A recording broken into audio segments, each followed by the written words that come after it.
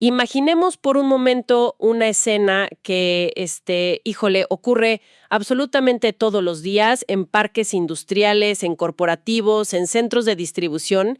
Es una imagen que de verdad transpira estrés. Totalmente. Y estoy seguro de que todos los que nos escuchan ya tienen a alguien en mente. Sí, o sea, hablamos de ese gerente, ese líder de planta que cruza los pasillos a paso veloz, trae un radio que no deja de sonar en una mano, el teléfono en la otra, y en un lapso de, no sé, 20 minutos, tiene que autorizar una compra de refacciones de emergencia, mediar en un conflicto entre dos supervisores y, aparte, calmar a un cliente importante porque el embarque salió incompleto. El clásico escenario del caos total, ¿no? Exacto, es lo que en el mundo corporativo se conoce como la trampa del gerente bombero.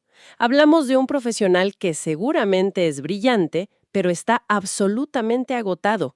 Vive con esta certeza de que si él no está ahí físicamente sudando la gota gorda en la línea de fuego, pues la operación entera se desmorona antes del mediodía. Y es una escena que, lamentablemente, hemos normalizado muchísimo en las empresas. Lo más preocupante de esta dinámica es que las organizaciones tienden a confundir ese nivel de frenesí y de agotamiento extremo con productividad real. Sí, como que si te ven corriendo, asumen que estás trabajando muy bien. Tal cual. Se le otorga una especie de medalla invisible al que corre con el extintor y apaga el incendio del día. Pero, y aquí está el problema, casi nunca hay un reconocimiento para el líder que, desde el principio, diseñó un sistema a prueba de fuego para que esa chispa jamás encontrara oxígeno. Claro, el que previene no sale en la foto de los héroes. Exactamente. Es un círculo vicioso tremendo.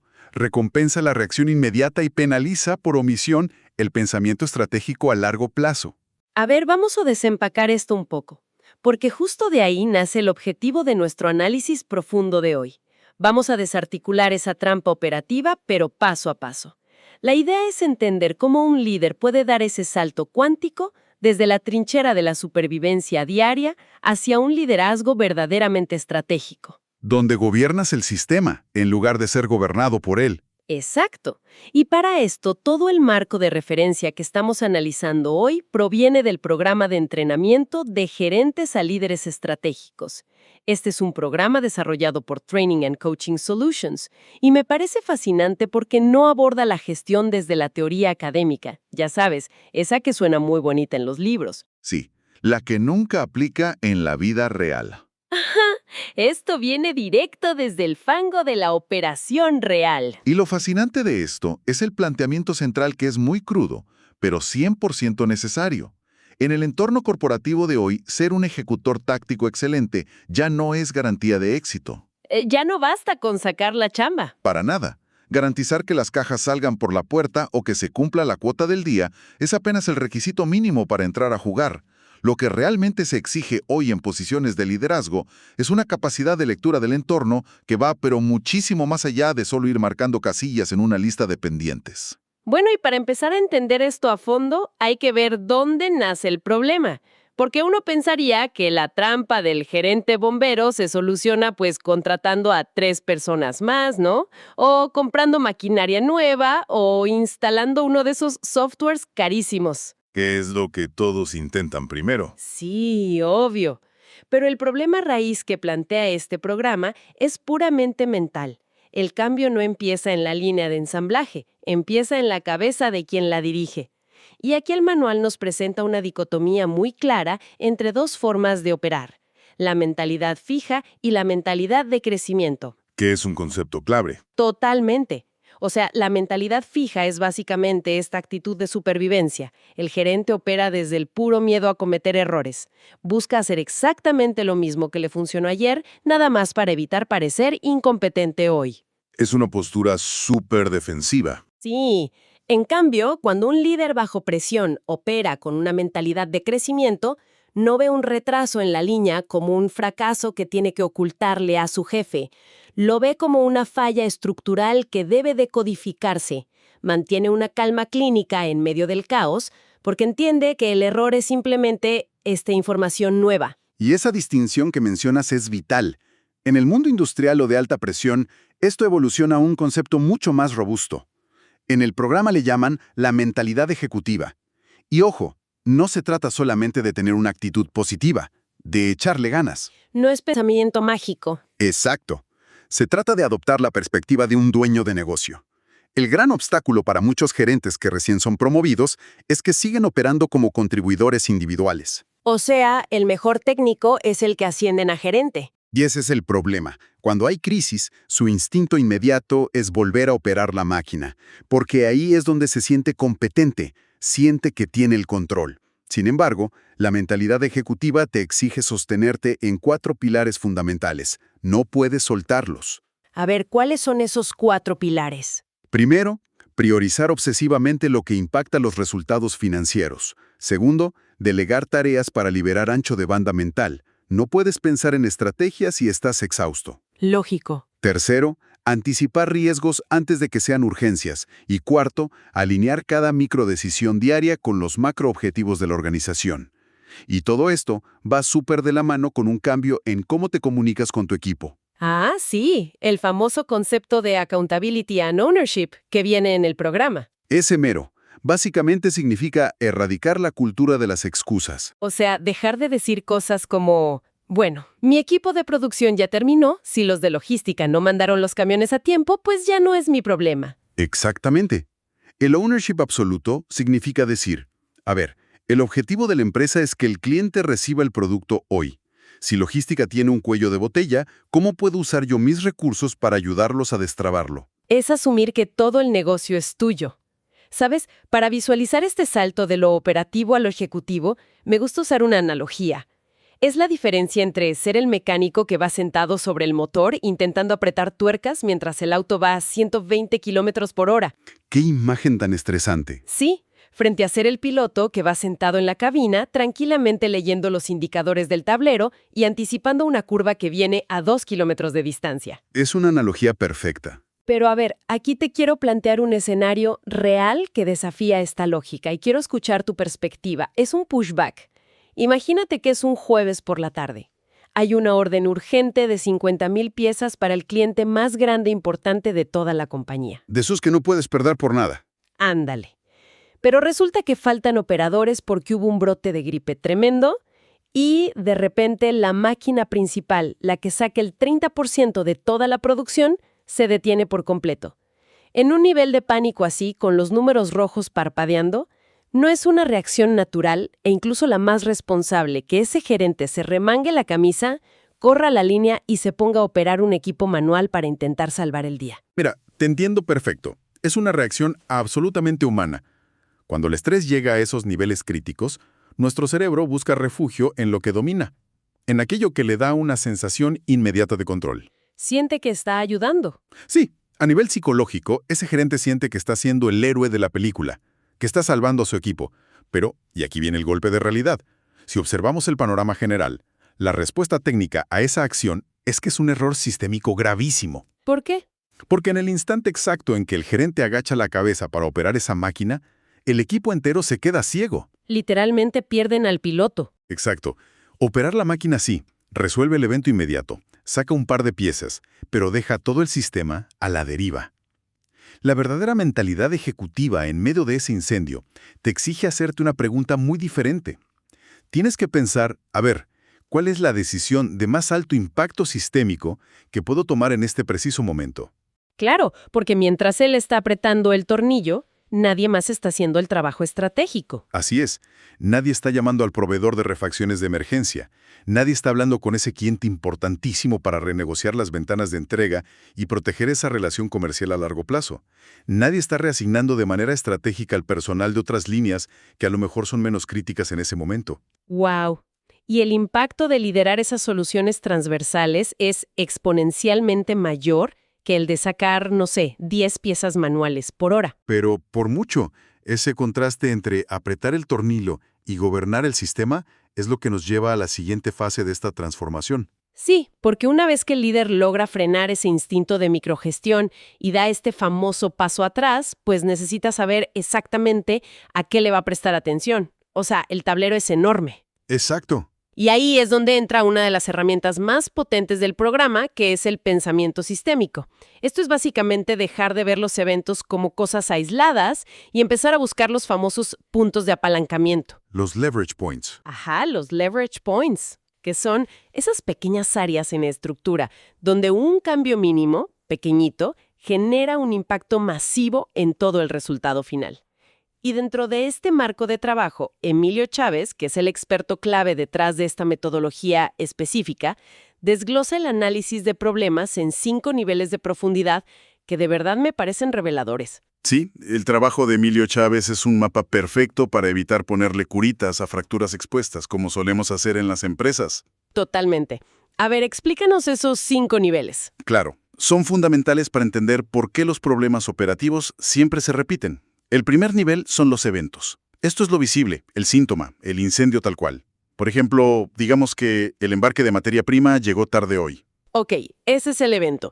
Y si te quedas ahí, pues tu única acción es gritarle al proveedor por teléfono y exigirle que se apure. Exactamente, es pura reacción. Pero el segundo nivel son los patrones. Aquí ya amplías tu visión en el tiempo. Como líder, de pronto notas, oye, a ver, este retraso con el proveedor ocurre invariablemente la última semana de cada mes. O sea, ya no es un accidente de tráfico, es una tendencia clara. Precisamente. Y darte cuenta de eso te obliga a bajar al tercer nivel, que son las estructuras. Aquí te preguntas qué procesos físicos o qué reglas escritas están generando ese patrón mensual. Y ahí es donde te pones a investigar la raíz. Así es.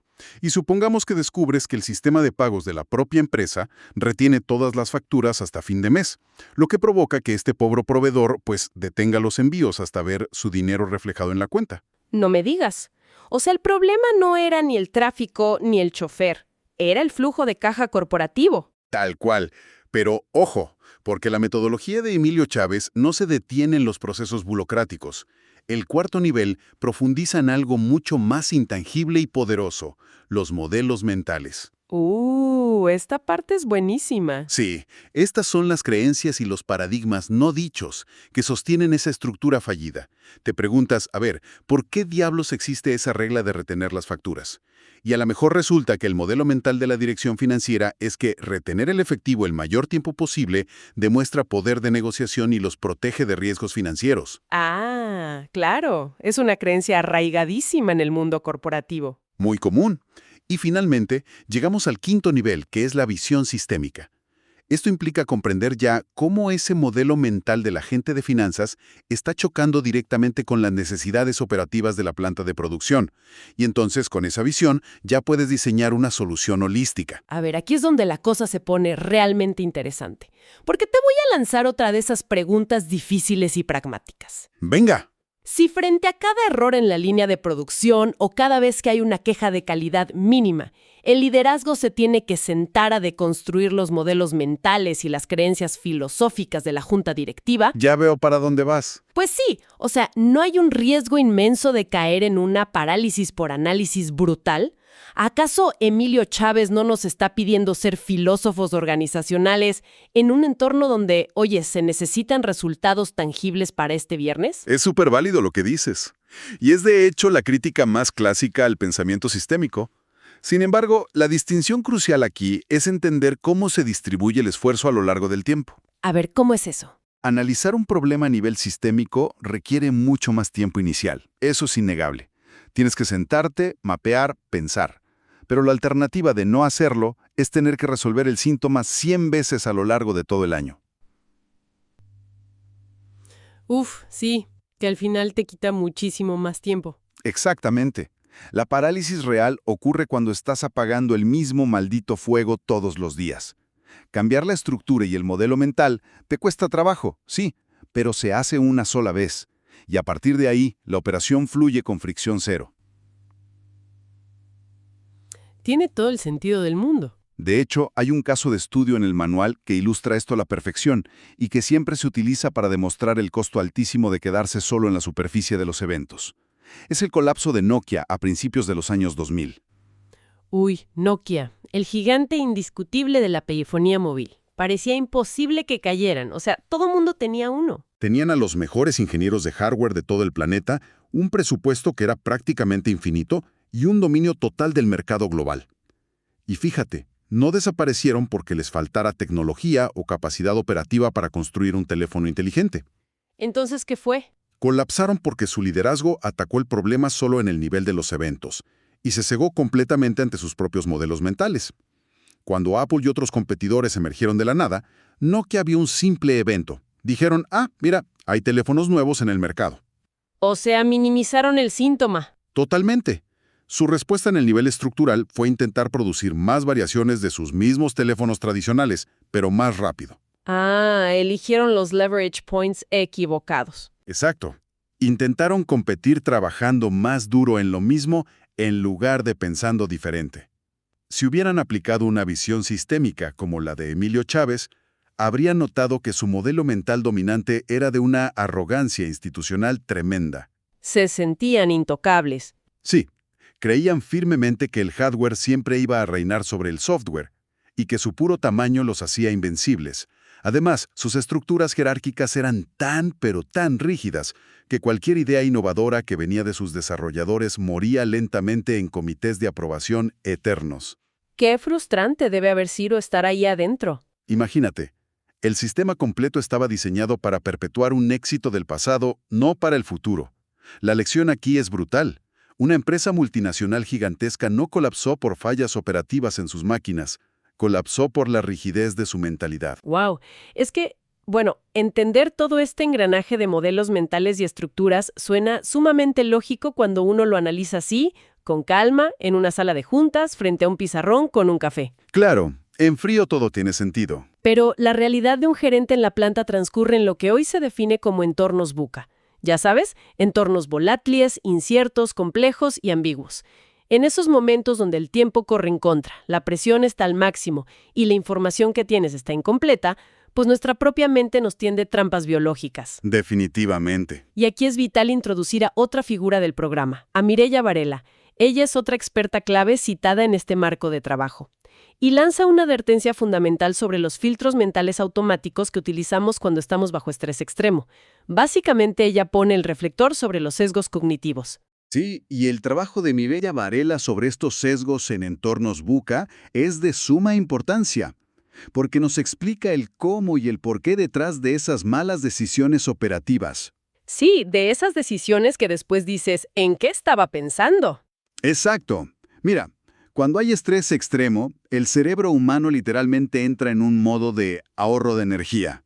En lugar de procesar toda la información disponible, lo cual gasta mucha glucosa, busca atajos para tomar una decisión rápida y aliviar la tensión del momento. Quiere salir del peligro rápido. Así es, Varela identifica 3 sesgos que son particularmente letales cuando estás en la línea de fuego. El primero de ellos es el sesgo de confirmación. Uy, clásico. Clásico y peligroso. Ocurre cuando el líder ya se formó una teoría rápida en su cabeza sobre cuál es el problema. Y entonces el cerebro, de manera automática, filtra y solo acepta los datos que validan esa teoría, ignorando por completo toda la evidencia contraria. A ver, danos un ejemplo en la planta. Por ejemplo, digamos que un gerente asume de antemano que una falla de calidad enorme se debe a que el turno nocturno es muy inexperto. Ok. Bajo este sesgo, solo va a buscar anomalías y errores en los reportes de ese turno de la noche.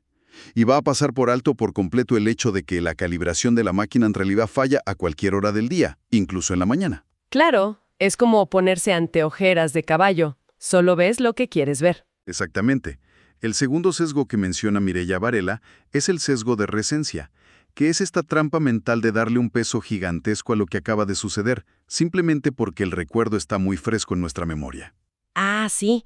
Por ejemplo, si la semana pasada tuviste una fricción súper fuerte con el proveedor logístico A, ¿no? Y entonces el gerente, llevado por esa frustración reciente, decide cancelar todo el contrato de tajo y moverse al proveedor B. Sí, borrando mágicamente de su mente que ese proveedor A tuvo un récord de entregas perfectas durante, 4 años consecutivos.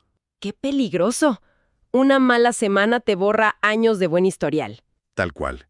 Y llegamos al tercero, que es quizá el más costoso para las organizaciones a nivel financiero, el sesgo de costo hundido. Híjole, ese es terrible. Ese sesgo es el ancla que mata la innovación en las empresas. Es la terquedad totalmente irracional de seguir inyectando recursos, tiempo y energía humana en un sistema que ya es obsoleto o en una estrategia que claramente no está funcionando. Solo porque ya se invirtió demasiado en ello. Exacto. Es la clásica junta ejecutiva donde alguien se levanta y dice, a ver, no podemos desechar este software de gestión de inventarios. Sí, sabemos que nos retrasa la producción todos los días y que la gente lo odia, pero nos costó $2 millones hace 3 años y hay que sacarle provecho. Aunque ese dichoso provecho te esté costando ventas hoy. Exacto. Es una trampa emocional. Pues sí, y tomar decisiones críticas con el cerebro secuestrado por todos estos sesgos, especialmente en un entorno VUCA industrial, yo digo que es el equivalente a intentar manejar un camión súper pesado de noche por una carretera de montaña llena de niebla y con el parabrisas totalmente cubierto de lodo. ¡Qué estrés! Ya me dio ansiedad. Pues así viven muchos gerentes. De pronto, el conductor reconoce vagamente la silueta de un árbol, ¿no? Que vendría siendo este sesgo de recencia que decías. Y asume que va por buen camino porque reconoce ese árbol, cuando en realidad el volante está apuntando directo hacia un barranco. Literalmente. Y esto plantea una pregunta muy importante. ¿Cómo se limpia ese parabrisas mental cuando solo tienes, digamos, 5 minutos para decidir qué hacer con una línea de producción entera que está detenida? Esa es la pregunta del $1.000.000. Pues, afortunadamente, el programa ofrece herramientas tácticas y muy concretas para lograrlo. Una de las más sólidas que presentan es la regla del 40-70. A ver, explícanos cómo funciona. La regla del 40-70 es un antídoto directo contra esa incertidumbre paralizante. Establece que un líder estratégico nunca pero nunca debe tomar una decisión importante con menos del 40% de la información necesaria. Porque decidir por debajo de ese umbral no es liderazgo. Es literal una adivinanza temeraria. Es echar un volado. Exacto, es jugar al casino con la empresa. Pero la segunda parte de la regla es donde radica el verdadero cambio de mentalidad y donde a muchos les cuesta trabajo. Nunca se debe esperar a tener más del 70% de la información. Hay ese margen entre el 70% y el 100% de la incertidumbre, es donde realmente se nota quién tiene el temple para dirigir y quién es solo un administrador de certezas, ¿no? ¡Qué buena frase! Sí, porque si un gerente se aferra, por puro miedo a conseguir el 100% de los datos perfectos para sentirse seguro, pues cuando por fin toma la decisión, el mercado ya cambió, el cliente ya se fastidió y canceló la orden, o la competencia ya acaparó todo el suministro de piezas. Claro, en un mundo VUCA, la velocidad importa tanto como la precisión. Así es. Otra técnica fascinante que proponen para frenar esa reactividad visceral es la del 10-10-10. Uy, esa técnica me encanta, es súper práctica. Sí, ante un incendio operativo, en lugar de saltar a la primera solución que te dicta el pánico, esta técnica te obliga a forzar a tu mente a evaluar los escenarios en el tiempo. Te preguntas, a ver, ¿cuáles van a ser las consecuencias reales de esta decisión dentro de 10 minutos? ¿Cuáles van a ser dentro de 10 meses? ¿Y qué impacto profundo tendrá esto en 10 años? Y hacer ese simple ejercicio cognitivo fuerza a tu cerebro a salir del modo de supervivencia inmediata. Te da perspectiva de golpe. Sí.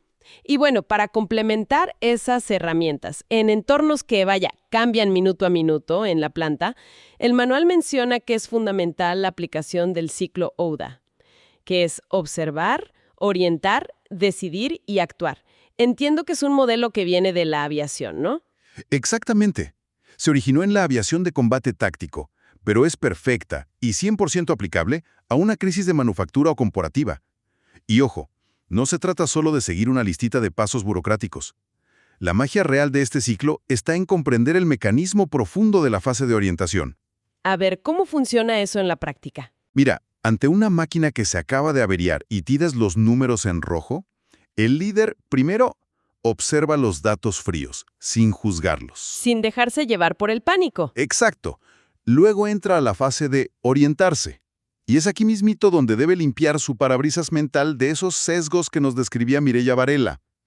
Tiene que contextualizar los datos con el historial de mantenimiento real y no con la histeria o el pánico del momento. O sea, frena el sesgo de confirmación y el de recencia. Ajá.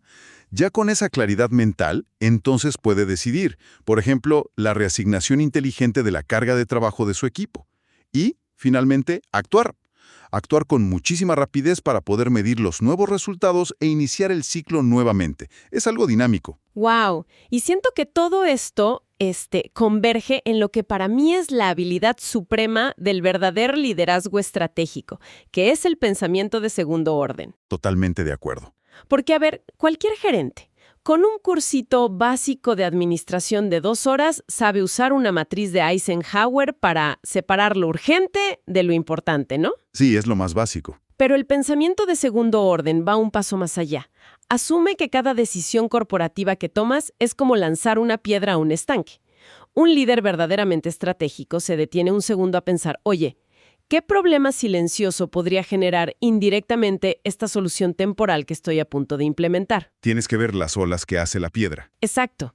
El ejemplo que se me ocurre es, si yo obligo a mi línea de producción a trabajar turnos dobles masivos este fin de semana, solo para cumplir la bendita cuota de este mes, eso sería mi impacto de primer orden. Cubro la cuota. Ajá, palomita para el mes. ¿Sí? Pero, ¿acaso estaré provocando, sin darme cuenta, una renuncia masiva de mi personal clave el próximo mes debido al agotamiento físico y mental? Ese sería el impacto de segundo orden. Es anticipar la onda expansiva de cada una de tus acciones. Exactamente. Se trata de prever el eco de tus decisiones resonando en los pasillos de toda la organización. Al integrar ese pensamiento de segundo orden, junto con los 5 niveles de profundidad de Emilio Chávez, y manteniendo la conciencia alerta sobre los sesgos que marca Mireia Varela, el líder deja por fin de ser una víctima constante de las circunstancias operativas. Y asume el control del diseño del sistema. Precisamente. Híjole, pues si recogemos todas estas piezas y reconstruimos todo el panorama que hemos platicado, me parece que el mensaje central del programa de gerentes a líderes estratégicos es contundente. O sea, escapar de la trampa del gerente bombero no requiere que corras más deprisa por la planta, ni que aprendas a gritar más fuerte en las juntas, ni que el corporativo compre mejores mangueras contra incendios. Definitivamente no va por ahí. Requiere una metamorfosis interna. Y esta inicia con el abandono tajante de la mentalidad fija, para adoptar la perspectiva de un verdadero dueño de negocio.